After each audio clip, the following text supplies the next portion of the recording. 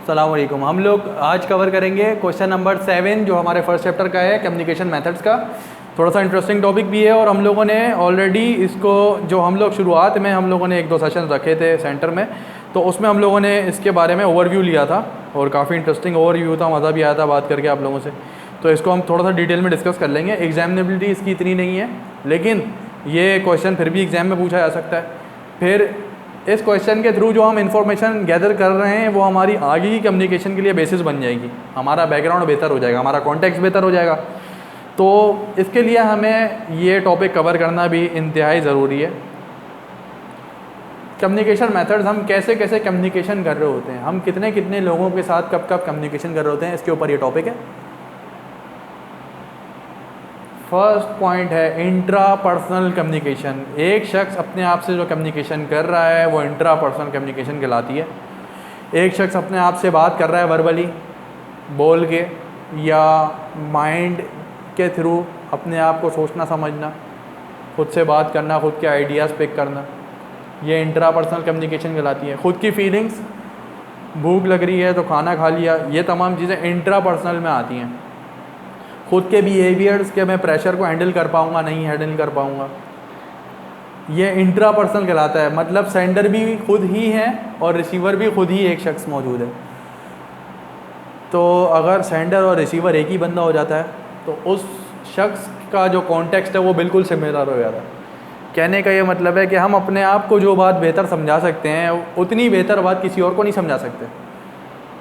तो जहाँ पे सेंडर और रिसीवर एक ही बंदा है या उसका कॉन्टेक्स्ट बिल्कुल सिमिलर है 100%, तो वहाँ पे सबसे बेहतरीन कम्युनिकेशन होती है। तो हम ये कह सकते हैं कि इंट्रा पर्सनल कम्युनिकेशन में मैसेज लॉस होने का बहुत कम चांस होता है, क्योंकि यहाँ पे सेंडर और रिसीवर एक ही शख्स है और उसका कॉन्टेक्स्ट बैकग्राउंड भी सेम ही है, तो वो अपनी बात को सबसे बेहतर अपने आप को ही समझा सकता है। तो इंट्रा पर्सनल कम्युनिकेशन हम लोग हर वक्त कर रहे होते हैं, हम खुद ही सेंडर होते हैं और खुद ही रिसीवर होते हैं। In intrapersonal communication we are both sender and receiver in one time. Our thoughts and feelings constitute the message and our brain acts as the channel by processing those thoughts and feelings. हम खुद ही process करना शुरू करते हैं, खुद ही idea apply करने के बाद मैसेज में लेकर आते हैं, वर्ड्स में लेकर आते हैं। वो मीडियम भी हमारा माइंड ही होता है, खुद ही सोचते समझ होते हैं अपनी बात को और खुद ही पिक करते हैं, उससे फिर मीनिंग निकालते हैं और बात समझ जाते हैं। Example of intrapersonal communication in organization are preparing for market presentations, rewriting project proposals and rehearsing a speech before a speaking function. जब भी हम किसी और से बात कर रहे होते हैं उससे पहले हम एक दफ़ा ख़ुद भी रिवाइज़ और प्रूफ रीड कर रहे होते हैं या अपनी बात को एक दफ़ा खुद माइंड में एक दफ़ा गो थ्रू करते हैं। तो ये इंट्रापर्सनल कम्युनिकेशन कहलाती है। हम अपने आप से हर वक्त कनेक्टेड हैं, हम अपने आप को कुछ ना कुछ सिग्नल्स दे रहे हैं जो कि हर वक्त 24 आवर्स कुछ ना कुछ सिग्नल्स हमारे माइंड को रिसीव हो रहे हैं। इसका मतलब ये है कि हम खुद ही सेंडर हैं और हम खुद रिसीवर हैं। इसमें हमारी फीलिंग्स भी आती हैं, हमारे वर्ड्स भी आ जाते हैं। और अगर हम किसी और को कोई बात एक्सप्लेन करना चाह रहे हैं तो उस एक्सप्लेनेशन से पहले जितना कुछ हम माइंड वर्क कर रहे हैं, जितना कुछ हम सोच रहे हैं, जितने कुछ हम अल्फाज इस्तेमाल करने की कोशिश कर रहे हैं, जो प्लानिंग कर रहे हैं, वो तमाम का तमाम इंट्रापर्सनल कम्युनिकेशन में चले जाएगा। तो यहाँ पे एग्जांपल दी जा रही है कि जो बेहतर कम्युनिकेशन होगी किसी भी ऑर्गेनाइजेशन में, जैसे आप कोई मार्केटिंग की प्रेजेंटेशन देने जा रहे हैं या फाइनेंस में कोई फाइनल अकाउंट्स प्रेजेंट करने जा रहे हैं, तो सबसे पहले आप उस डेटा पे गिरफ्त हासिल करेंगे, उस डेटा को सोचेंगे समझेंगे, तो उसकी प्रैक्टिस करेंगे, उसकी रिहर्सिंग करेंगे। वो तमाम की तमाम चीज़ें इंट्रापर्सनल कम्युनिकेशन में आ जाती है। सेकंड है इंटरपर्सनल कम्युनिकेशन। इंटरपर्सनल कम्युनिकेशन का मतलब है एक से ज़्यादा लोगों से कम्युनिकेशन करना, खुद के अलावा दूसरे लोग भी इन्वॉल्व हो, 2 लोग 3 लोग 4 लोग, ये कहलाता है इंट्रा पर्सनल। के बाद नेक्स्ट पॉइंट इंटरपर्सनल। इंटरपर्सनल का मतलब लोगों के दरमियान में आपस में कम्युनिकेशन होना। इंटरपर्सनल कम्युनिकेशन में अब सेंडर होंगे और एक रिसीवर होंगे और दोनों अलग अलग शख्स होंगे। जो सेंडर होगा उसका इंटरपर्सनल लिंक बन जाता है रिसीवर के साथ, लेकिन सेंडर अपने आप से इंट्रापर्सनल भी साथ साथ कर रहा होगा और दूसरे बंदे से इंटरपर्सनल भी साथ साथ कर रहा होगा। जो रिसीवर होगा वो अपने साथ इंट्रापर्सनल साथ साथ कर रहा होगा और दूसरे बंदे के साथ यानी कि जो सेंडर था उसके साथ इंटरपर्सनल भी कर रहा होगा। इसका मतलब ये एक साइमल्टेनियस प्रोसीजर बन जाता है। इंट्रापर्सनल साथ साथ चलती है हमेशा, इंट्रापर्सनल कभी रुक नहीं सकती, जबकि इंटरपर्सनल के साथ इंट्रापर्सनल का भी कॉम्बिनेशन बन जाता है। इंटरपर्सनल में क्या कहते हैं, एक से ज़्यादा लोग का मौजूद होना, जैसे 2 लोग या 3 लोग मिलकर बात कर रहे हैं, तो इंटरपर्सनल कम्युनिकेशन कहलाएगी। This is the most common type of communication. In interpersonal communication we function as both sender and receiver in short span of time. The channel is usually the sight and sound, and feedback is the response provided by each member of the dyad. Examples of interpersonal communication in organization are interview, discussing a project proposal with colleagues, talking with our supervisor or subordinate, or making a sales pitch to a potential customer. Interpersonal communication का मतलब किसी एक शख्स से मुखातिब होना। Sales person customer से direct बात कर रहा है तो इंटरपर्सनल बिटवीन दोज 2 पीपल, मतलब जो सेलर होगा, सेल्समैन होगा, वो सेंडर है, जो कस्टमर प्रोस्पेक्टिव कस्टमर है वो रिसीवर बन जाएगा। अपना प्रोजेक्ट प्रपोजल कॉलीग्स के साथ डिस्कस कर रहे हैं 2 स्टूडेंट्स मिलके, तो प्रोजेक्ट का प्रपोजल आपस में डिस्कशन करना, तो स्टूडेंट 1 जो है वो सेंडर है, स्टूडेंट 2 रिसीवर हो जाएगा। इंटरव्यू करना तो इंटरव्यूअर जो इंटरव्यू ले रहा है और इंटरव्यूई जो इंटरव्यू दे रहा है, ये आपस में सेंडर रिसीवर बन जाते हैं। तो ये इंटरपर्सनल कम्युनिकेशन हर वक्त मौजूद रहती है और थोड़ी आसान है।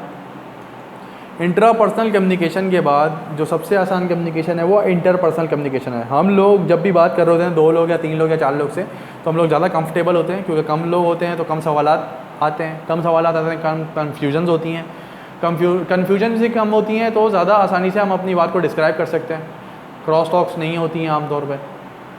तो इंटरपर्सनल कम्युनिकेशन में प्रेशर हैंडलिंग आसान रहती है। एक शख्स को एक वक्त में टैकल करना है, 2 अशखास को टैकल करना है एक वक्त में।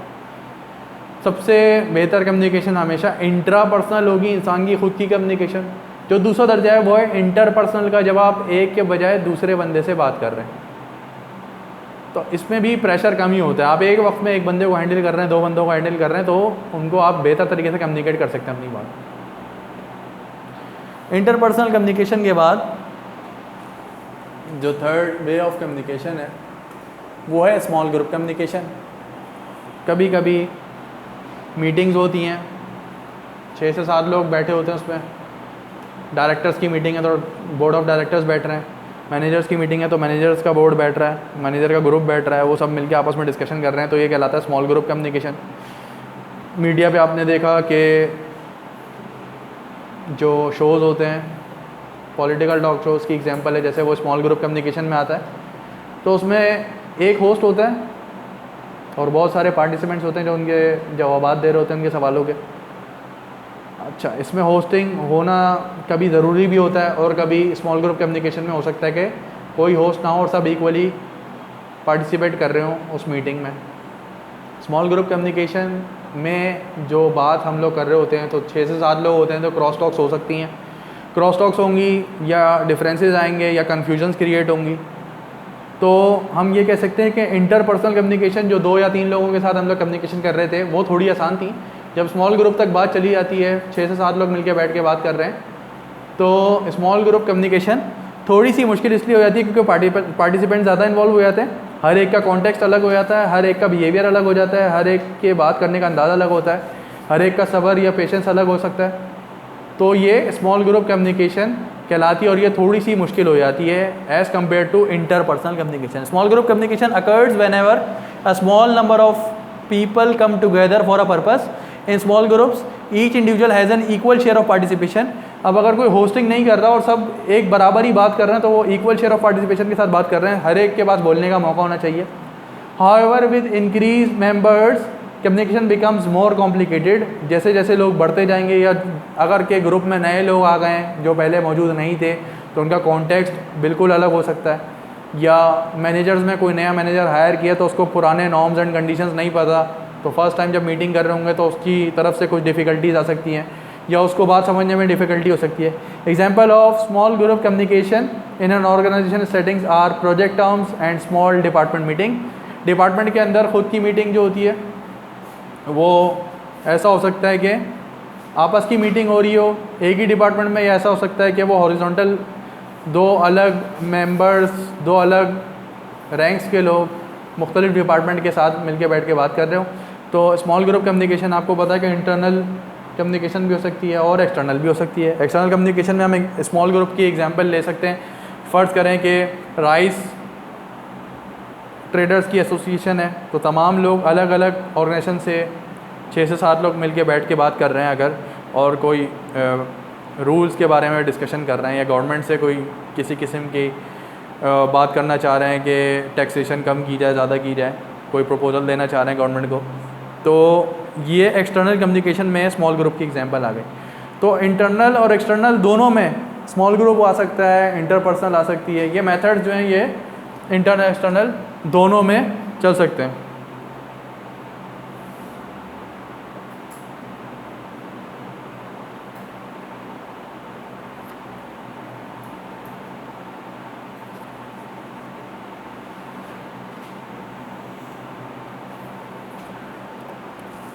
इसके बाद नेक्स्ट पॉइंट है वो है पब्लिक कम्युनिकेशन का। पब्लिक कम्युनिकेशन में ऐसा होता है कि एक स्पीकर होते हैं और वो अपने ऑडियंस से मुखातिब होते हैं। ये ऑडियो में भी हो सकता है और ये वीडियो में भी हो सकता है। वीडियो में ज़्यादा बेहतर तरीके से हो सकता है, क्योंकि जब एक शख्स टेलीफोनिक खिताब करेगा ऑडियो में, तो वहाँ पे उसको ऑडियंस के बिहेवियर समझ नहीं आ रहे होंगे, क्योंकि वो सिर्फ साउंड्स देख रहा होगा, वो विजुअल्स नहीं देख रहा होगा। जबकि अगर वीडियो में हम लोग कोई इस तरीके की कन्वर्सेशन करते हैं या फ़ेस टू फेस एक सेटअप में बैठ के एक स्पीकर है वो अपनी प्रेजेंटेशन दे रहे हैं और 15 लोग, 20 लोग, 25 लोग साथ मिलके बैठ के ऑडियंस बने और वो हमारी बातों का जवाब दे रहे हैं या पार्टिसिपेट कर रहे हैं एक मीटिंग में या एक कॉन्फ्रेंस में, तो ये कहलाती है पब्लिक स्पीकिंग। एग्जाम्पल इसकी हो सकती है, जैसे फ़र्ज़ कर लेते हैं कि एनुअल जनरल मीटिंग होती है, तो उसमें तमाम शेयर होल्डर्स आते हैं, उसको प्रिजाइड करते हैं चीफ़ एग्जेक्टिव, और चीफ़ एग्जेक्टिव के कहने पे कोई ना कोई कंपनी का बंदा या कंपनी का एम्प्लॉई होस्ट कर रहा होता है उस मीटिंग को। तो एनुअल जनरल मीटिंग में ऑडियंसेस जो होते हैं वो होते हैं शेयर होल्डर्स, और स्पीकर जो भी होस्टिंग कर रहा होता है वो शख्स होता है।